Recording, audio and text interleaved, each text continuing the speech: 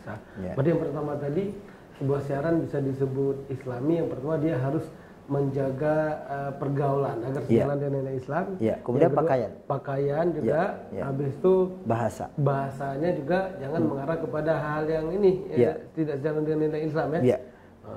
Oke. Kemudian kalau kita lihat perkembangan sekarang, ketika kita berbicara kepada hal yang sebenarnya ini hal yang sangat mendasar dalam agama kita sebagai Muslim ya. Kita pasti dari SD, dari ini sudah diajarin seperti itu.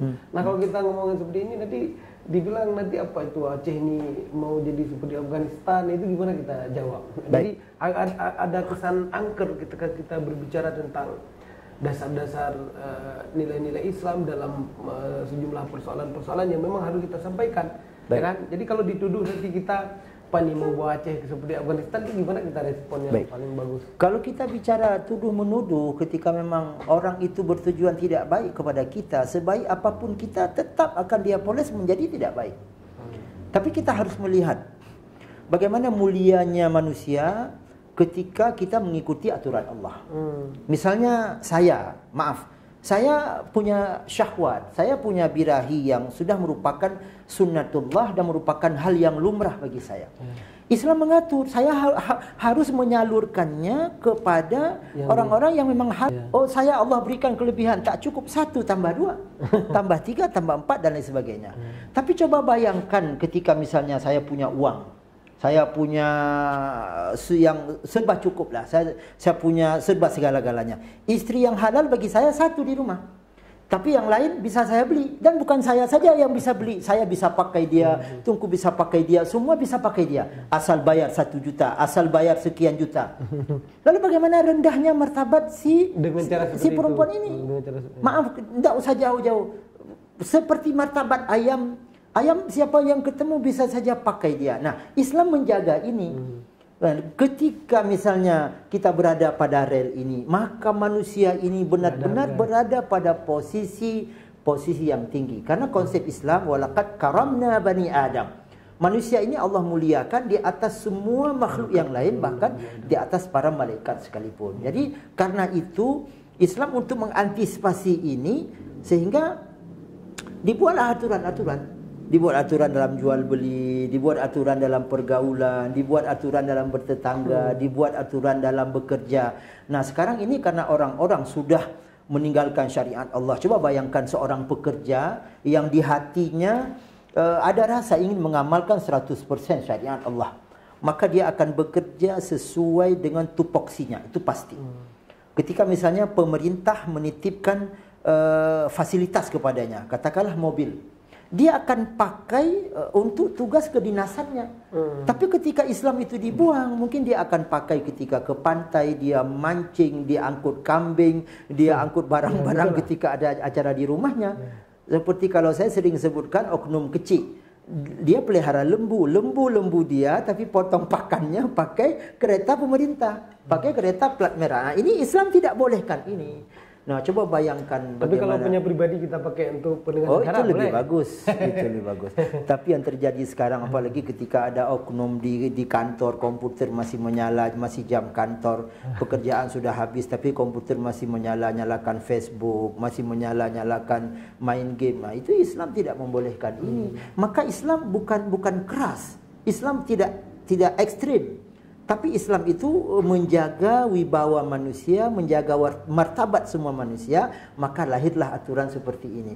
Tapi bagi orang yang memang tidak senang kepada kita, apapun dia pojokkan, itu pasti. Jadi ketika kita bicara ketidaksenangan orang, saya rasa ini tidak akan pernah selesai. Enggak akan pernah senang. Nah, mungkin orang-orang yang tidak suka kepada syariat Islam, dia akan berupaya bagaimana syariat Islam yang ada di Aceh bisa dicabut kembali dengan berbagai alasan, dengan berbagai dasar-dasar yang mungkin mereka buat berbenturan dengan inilah, berbenturan dengan itulah. Mungkin makanya mungkin Allah dalam Al-Qur'an mengatakan wala yakhafuna laumata laim. Mungkin itu ya. Mereka tidak takut pada celaan orang-orang yang suka mencela. Mungkin makanya dibilang seperti itu kan. Ya. InsyaAllah mudah-mudahan begitu. Tapi yang penting saya rasa seperti tadi, ketika kita di semua level, di semua tingkatan harus merasa bahwa syariat Allah ini sesuatu yang mulia, yang harus kita jaga, yang harus kita rawat. Ya, sepakat sekali Tuku. Tadi sempat saya dengar tentang bagaimana Islam membolehkan poligami, ngomong-ngomong itu sudah. Itu rahasia perusahaan. Bercanda. Jadi para pendengar semuanya, jelas sekali tadi bagaimana sih indikator sebuah isi siaran itu disebut Islami. Tadi termasuk juga disebutkan la yaskhar qaumun min qaumin itu ya, tidak boleh satu kelompok memojokkan kelompok yang lain, menghina kelompok yang lain. Jadi siaran yang Islami itu menjaga pergaulan, menjaga pakaian, menjaga tutur bahasa, dan juga tidak melukai orang lain, tidak menyinggung perasaan orang lain. Nah, ini di antara tadi pembahasan dari narasumber kita, 4 indikator awal, ya kan, mungkin bisa jadi nanti ada tambahan indikator awal tentang sebuah isi siaran dia bisa dikatakan Islami. Oleh sebab itu kita di Aceh ini, kalau kita ingin memproduksi konten-konten siaran, tentu kita mau tidak mau ya sebagai Muslim ya harus kita ikuti apa namanya standar-standar ini ya, tuh. Nah, gimana cara kita buat agar orang nih paham nih terhadap standar-standar seperti ini dalam isi siaran? Tapi bukan hanya isi siaran radio dan televisi, termasuk juga di mana saja ya, di media digital juga, di internet ya, di YouTube dan sebagainya, di Facebook. Gimana caranya kita sampaikan perkara-perkara seperti ini bahwa ini bukan hanya kepentingan satu kelompok, ini kepentingan kita bersama sebagai Muslim. Baik. Gimana kita? Kalau kita melihat keberhasilan Rasulullah SAW, kenapa beliau berhasil? Bahkan ada satu buku yang kami lupa judulnya, pengarangnya adalah seorang Yahudi. Dia menulis 100 orang berpengaruh di dunia. Nomor 1 Nabi Muhammad SAW. Jadi kenapa dakwah beliau berhasil? Sampai sekarang kita tidak pernah bertemu dengan beliau, tapi cinta sekali.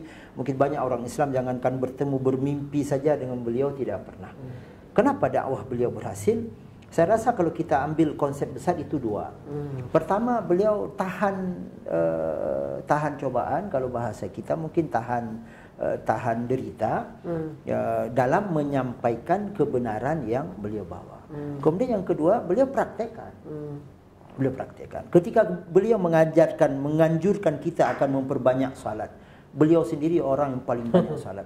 Ketika ditanyakan kepada Aisyah, wahai ummul mukminin, bagaimana salatnya Rasulullah sallallahu alaihi wasallam? Beliau menjawab, setiap saya terbangun selalu melihat Rasulullah sedang salat. Jadi beliau lakukan. Saya rasa ini yang perlu dilakukan oleh lembaga-lembaga penyiaran ini. Ibda binafsik. Ya, kita mulai dari diri kita. Ya, mudah-mudahan ada, katakanlah misalnya orang-orang yang bermain melalui YouTube dia syuting, kemudian dia edarkan dalam bentuk dakwah, dalam bentuk hiburan. Jadi dia mulai di situ. Sehingga anak-anak ini tahu bahwa oh sebenarnya begini. Tapi kalau dibiarkan seperti ini terus tanpa saring, seperti di YouTube, saya tidak paham apakah itu bisa disaring atau tidak. Di Facebook bisa disaring atau tidak. Ya sebebas itu. Apapun sekarang mungkin ada di Facebook. Di Facebook kata anak-anak muda, ada orang yang pasang foto telanjang, itu ditonton oleh semua orang di dunia ini. Kemudian ada orang yang narasi yang dia buat memojokkan kelompok tertentu, narasi yang dia buat memancing-mancing suasana, memanas-manaskan suasana.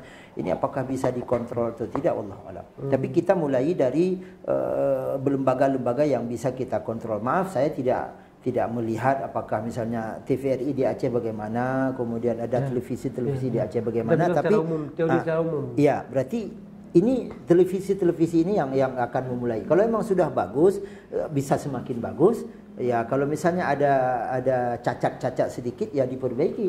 Ya, sehingga orang-orang dari luar tidak melihat kita Aceh ini, maaf, seperti mangga busuk. Atau seperti kuini busuk. Kalau kuini busuk itu kan tercium dia wangi sekali, bagus sekali, tapi ketika dia dikupas tak ada yang bisa dimakan karena semuanya isinya berulat. Nah, mudah-mudahan syariat Islam yang sudah ada di kita ini kepada saudara-saudaraku sekalian, terutama yang ada di Aceh, ayo kita amalkan. Siapapun kita amalkan, kita cintai, kita lakukan, agar orang-orang dari luar benar-benar melihat bahwa kita Aceh ini benar-benar butuh kepada syariat Islam. Dan harus berhasil. Ya, harus berhasil. Dan jangan ada oknum, terutama dari Aceh ini yang berupaya untuk melemahkan, menyudutkan, memperburuk citra syariat Islam. Nah, misalnya begini, saya pernah nonton sekali, ya, diperlihatkan oleh teman video seorang gadis saya tidak tahu siapa dia, Aceh atau bukan, pakai jilbab. Tapi narasi yang dia buat itu dengan mengeluarkan lidah menjilat-jilat arah ke hal-hal yang tidak baik. Yang ini kan salah satu perkara yang meruntuhkan martabat syariat Islam itu sendiri. Dia pakai jilbab, tapi narasi yang dia bangun seperti itu. Ya. Ya, terima kasih Pak Dukuh. Di penghujung waktu, jadi saya juga ingin tanyakan sedikit, kalau misalnya isi siaran di Aceh ini sudah sejalan dengan nilai-nilai Islam, kira-kira apa keuntungan yang akan kita peroleh sebagai pribadi dan juga sebagai bangsa? Untuk apa sih kita perlu agar isi siaran ini sejalan dengan nilai-nilai Islam? Kira-kira apa manfaat nanti yang akan kita raih sebagai Muslim?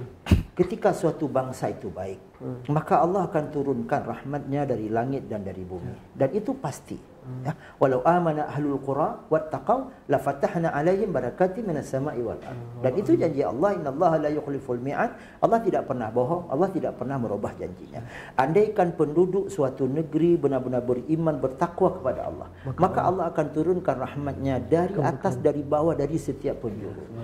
Ya, tapi ketika kita ingkar, maka Allah Subhanahu wa taala akan cabut satu persatu rahmat itu. Allah akan ganti dengan saya kalau boleh saya sebut dalam tanda kutip, Allah ganti dengan laknatnya, naudzubillah. Dan itu ketika syariat Allah kita cintai, keuntungan yang akan kita raih adalah keuntungan dunia dan akhirat. Saya yakin misalnya ketika syariat Islam ini kita kaitkan dengan syariat Islam berlalu lintas. Kalau pagi hari kita lihat sering abang-abang kita, bapak-bapak kita yang dari lantas berdiri di lampu-lampu merah, prip ini lewat, stop yang di sana, prip ini lewat. Kenapa itu perlu dijaga? Karena orang-orang tidak bersyariat di lalu lintas itu. Ketika lampu merah tidak ada, bahkan ketika lampu merah ada, main terobos. Nah, semua mengatakan saya buru-buru, saya buru-buru, saya buru-buru. Nah, tapi ketika semua orang bahwa saya orang Islam harus memberikan hak orang lain untuk lewat, hak saya ketika jatah saya maka saya lewat. Maka tidak perlu lagi bapak-bapak itu berada di sana. Kemudian abang-abang kita yang di kepolisian mungkin yang bertugas sebagai penyidik. Kemudian ada maling, ada koruptor dan sebagainya. Mereka terus menyelidik sampai dapat. Kalau orang-orang yang seperti itu sudah masuk nilai syariat dalam hatinya, bahwa saya bekerja saya hanya boleh mengambil apa yang telah dijatahkan kepada saya, maka mereka tidak perlu lagi bisa bekerja di tempat lain. Dan nanti pasti kedamaian ini akan turun ketika syariat Islam ini jalan. Jadi para pendengar semuanya, luar biasa sekali bahwa ketika kita ikuti nilai-nilai Islam dalam semua dimensi kehidupan kita, termasuk dalam konten-konten siaran yang disiarkan di lembaga penyiaran TV dan radio, maka ada janji dari Allah bahwa pada saat itu Allah akan menurunkan keberkahan rahmatnya dari langit dan juga dari bumi, seperti disampaikan narasumber kita tadi, dari langit dan juga dari bumi. Jadi kalau Allah yang menjanjikan, pasti tidak akan pernah diingkari. Allah la yukhliful mi'ad, ya kan? Allah tidak pernah mengingkari janjinya. Kalau Allah sendiri sudah menjanjikan, tentu sebenarnya nggak ada alasan kita ragu. Dan ketika diberikan rahmat dan keberkahannya kepada kita dengan kita mengikuti syariat Islam dalam semua dimensi kehidupan kita, termasuk dalam urusan isi konten siaran ini, maka sama dengan kita telah berinvestasi untuk mendatangkan keberkahan dari Allah tersebut. Jadi ini akan ada efek yang sangat luar biasa sekali bagi kita sebagai pribadi dan juga bagi kita sebagai bangsa dan negara. Terakhir Tengku, kira-kira apa saran dari Teguh untuk kami Komisi Penyiaran Indonesia Aceh, KPI Aceh, dalam rangka menjalankan tugas kami sebagai lembaga yang diberikan kewenangan oleh undang-undang untuk mengawasi isi siaran radio dan televisi di Aceh. Jadi yang pertama, bagaimana kami harus bekerja, termasuk mungkin juga motivasi sedikit dari Tengku untuk kami, silakan. Baik. Kami rasa dengan mengacu kepada aturan yang sudah dibuat, kepada undang-undang yang telah dibuat, kepada mekanisme yang telah dibuat, kalau itu dijalankan secara maksimal, dan saya yakin lembaga KPI ini lahir dari hasil pemikiran untuk memperbaiki bangsa. Saya yakin. Orang-orang yang melahirkan KPI, kemudian ada undang-undangnya bahwa KPI bekerja pasal ini begini, pasal ini begini, semuanya mengarah kepada supaya bangsa kita ke depan baik, bangsa kita sekarang baik. Nah, mudah-mudahan begitu. Jadi dengan kita melihat ke situ saja, saya rasa sudah sangat luar biasa. Tapi ada satu kendala, kadang-kadang aturan sudah ditulis, Tapi maaf kalau di tempat lain saya sering mengistilahkan seperti harimau ompong. Jadi dia sudah ada tapi nggak jalan, dia tidak menggigit. Ini aturan sudah dibuat tebal sekali aturannya, tapi semuanya pura-pura buta, semuanya pura-pura tidak melihat. Jadi saya rasa kalau berangkat dari niat yang seperti tadi, dari niat pendiri atau orang mencetus lahirnya KPI ini, saya rasa dengan kita datangi ya mungkin dari KPI ini memantau misalnya kalau ada radio-radio yang sudah terindikasi ke arah yang tidak baik, begitu juga siaran-siaran televisi yang sudah terbaca ini tidak baik, ya kita dengan wewenang yang ada pada kita datang, kita jalankan, sampaikan dari hati. Jadi jadi kita ini kan baru bisa memproses kalau ada laporan dari masyarakat. Nah selama ini masyarakat sendiri sepertinya abai, jadi tidak menjalankan peran dan partisipasinya dalam melakukan pengawasan. Padahal mestinya masyarakat juga perlu melakukan pengawasan dan nanti melapor kepada KPI Aceh ini, oh ini ada siaran yang dia begini tidak jalan dengan aturan-aturan. Nah pesan Tengku untuk masyarakat sendiri dalam rangka peran dan partisipasi mereka untuk melakukan pengawasan ini gimana kira-kira pesan? Saya rasa ini hampir sama dengan kasus pemilih. Kenapa masih ada oknum-oknum pemilih yang kita dengar dengan menerima 100.000 dia coblos? Karena dia tidak tahu bahwa ar-rasy wal murtasyi finnar, pemberi sogok dan penerima sogok, dia kekal di neraka, tidak berarti salatnya ibadahnya. Jadi ini perlu diberikan pemahaman sehingga nanti akan lahir dewan-dewan dan pemimpin-pemimpin yang benar-benar dari hati nurani dan benar-benar akan lahir dari pantauan menurut dia memang dia pantas. Nah ini saya rasa masalah penyiaran ini juga perlu diberikan penyadaran melalui sosialisasi kepada masyarakat. Bila perlu ya buat di setiap desa, buat di setiap desa bahwa kita ini ada KPI, tugas kami tidak perlu disampaikan semuanya, yang bisa dipahami oleh masyarakat saja. Misalnya tugas kami memantau kalau ada televisi yang nakal, kami bisa datang dan bisa ditindak. Kalau ada radio yang nakal, yang menyampaikan konten, menyampaikan siaran yang bertentangan dengan undang-undang negara, bertentangan dengan syariat Islam kita di Aceh, kami bisa datangi dan mereka bisa ditindak. Jadi tolong bapak-bapak, ibu-ibu yang mendengar radio, yang nonton televisi, kalau ada yang begini-begini tolong dilapor. Saya rasa insya Allah begitu akan jalan. Sosialisasi ya. Ya, kalau peran kepada televisi dan radio sendiri, pesan Tengku kepada radio dan televisi sendiri gimana? Baik. Saya rasa begini, ketika uang berada di depan, maka itu biasanya manusia akan buta. Tapi jangan uang di depan. Misalnya di radio kalau konten ini tayang, di televisi kalau konten ini tayang, maka sekian ratus juta saya dapat, sekian miliar saya dapat. Tapi ini melukai nilai syariat, ini melukai orang-orang yang cinta kepada syariat. Nah, berarti dia stop. Tidak jadi. Tapi ketika orang yang sudah uangnya di depan, yang penting kan uang, yang penting uang. Sehingga ini akan melebar sekali ketika itu yang di depan. Misalnya ada orang sedang buat pertanggungjawaban, besi 8 bisa dia tambah angka 1 di belakang jadi besi 18. Realisasi besi 8 tapi yang tertulis besi 18. Harga 80.000 misalnya menjadi 1.800.000 dan lain sebagainya. Nah, saya rasa ketika semua berangkat dari situ, yang saya tidak tahu namanya, yang pimpinan di lembaga radio, pimpinan di lembaga televisi swasta, jadi dia tidak saja melihat ekonomi, tapi yang dia lihat ini kalau saya berpikir ekonomi tapi bangsa hancur, bangsa nanti hancur. Oh, Masya Allah apa yang akan terjadi. Jadi saya rasa insya Allah ketika semua orang berangkat dari hati, insya Allah dia akan baik, insya Allah akan menjadi orang yang baik dan semakin baik dan semakin baik. Terakhir Tengku, karena sudah disinggung tadi tentang soal anggaran ini, jadi kita melihat sebenarnya di lapangan orang penyiaran juga sebenarnya kesulitan juga dia dalam bidang ekonomi ini. Nah dalam hal tadi memproduksi konten-konten yang Islami. Nah, apakah ada pesan Tengku bagi pemerintah supaya dapat membackup lembaga penyiaran ini supaya mereka dapat menghasilkan konten-konten yang Islami lebih banyak lagi? Baik. Ada pesan Tengku? Saya rasa di zaman ini walaupun kita bicarakan uang tidak di depan, tapi uang itu perlu. Itu dia. Karena sekarang kan serba uang.